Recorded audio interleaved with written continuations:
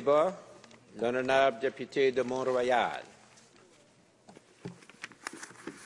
Thank you, Mr. Speaker. I'm pleased to rise today to speak in the matter of S-9, the Nuclear Terrorism Act, which would amend the criminal code to implement obligations imposed on state parties to 2 international conventions. States that violate and massively violate the rights of their own citizens are most likely to violate the rights of others. Mr. Speaker, the prime example of this threat in the modern context is that of Khamenei's Iran, and I use that term to distinguish it from the people and publics of Iran who are otherwise the targets of mass domestic repression.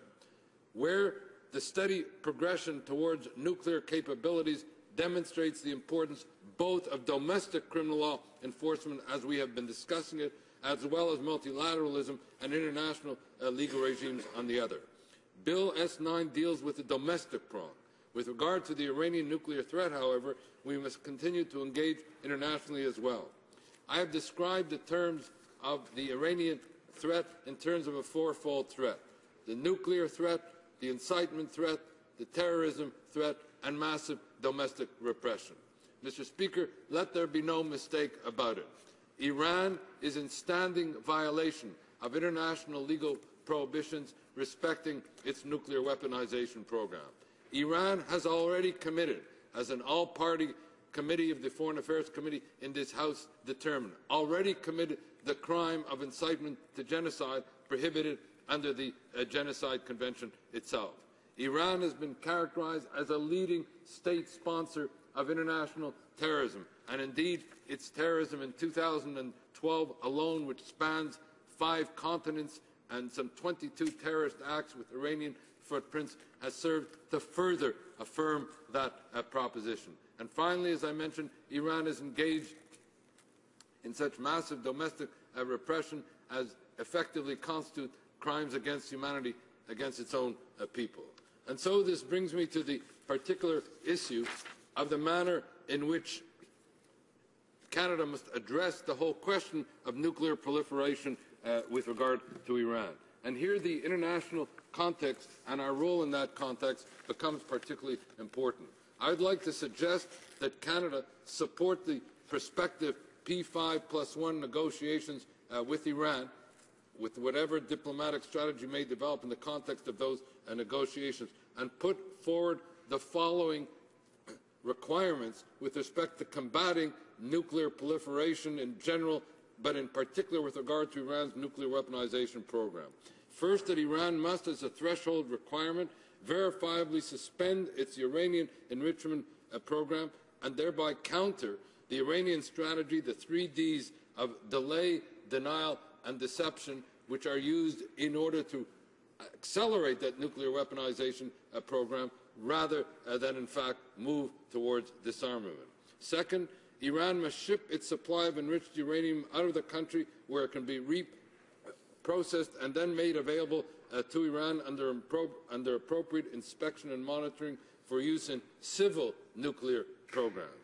Third, Iran must verifiably close and dismantle its nuclear enrichment plant at Fordo, embedded in a mountain near Qom, which the Iranians had initially denied it even existed, but where a zone of impenetrability will soon develop unless that facility in Fordo is in fact dismantled. Fourth, Iran must suspend its heavy water production facilities in Arak. It is sometimes forgotten that an essential component for producing plutonium could also be water, which is a nuclear component that North Korea used for its own nuclear weapons. Simply put, the path to nuclear weaponization need not be traveled by uranium enrichment alone, and the suspending of uranium enrichment, however necessary, will not alone ensure that Iran is verifiably abandoning its nuclear weaponization program. 5, Iran must allow International Atomic Energy Agency inspectors immediate and unfettered access to any suspected nuclear site as a signatory to the Nuclear Non-Proliferation Treaty. Iran is thereby bound by its obligations not only not to pursue nuclear weapons, but to open its nuclear sites and installations. Sixth, Iranian authorities need to grant the IAEA access to the Parchin military complex near Tehran, where it has been reported that Iran has conducted high explosive testing, possibly in conjunction with the development of a nuclear weapon. And finally, Mr. Speaker, in this regard, Iran needs to allow the International Atomic Energy Association to install devices on centrifuges for the monitoring of uranium enrichment levels. These are the kinds of threshold approaches that Canada can assist in framing these threshold approaches and thereby assist in combating the proliferation development which in an Iran that engages as well as I said, a Foreign Affairs Committee in this House has determined in state sanction incitement to genocide. The convergence of the two makes the threat even more dangerous than it might otherwise be. Mr. Speaker, let me just move to a close in this regard, because there are a number of remedies that Canada could engage in that it has not yet done so, both to combat not only the nuclear proliferation dimension, as I mentioned, but the genocidal incitement one. In other words, juridical remedies which we have not, in fact, sufficiently explored. Number one, we simply can ask the United Nations Secretary General to refer this to the UN Security Council for deliberation and accountability as a matter that, quote, threatens international peace and security, and which is under the jurisdiction of the UN Secretary General to, in fact, accomplish that purpose. Second, any state party to the Genocide Convention, and that includes Canada, could tomorrow initiate an interstate complaint against Iran, which is a state party to the Genocide Convention, before the International Court of Justice.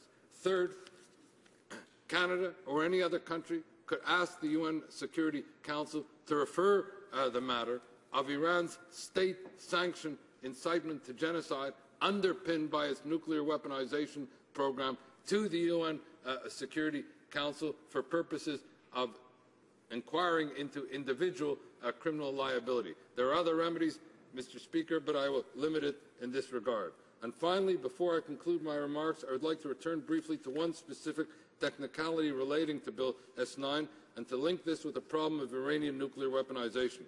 As members of this place may know, despite making reference to the matter, the government has failed to take any action to list the Iranian Revolutionary Guard Corps as a terrorist organization under the Criminal Code. Simply put, the IRGC has emerged as the epicenter of the Iranian fourfold threat to which I referred, and has played a central role in Iran's domestic repression, international terrorism, incitement to genocide, and nuclear proliferation.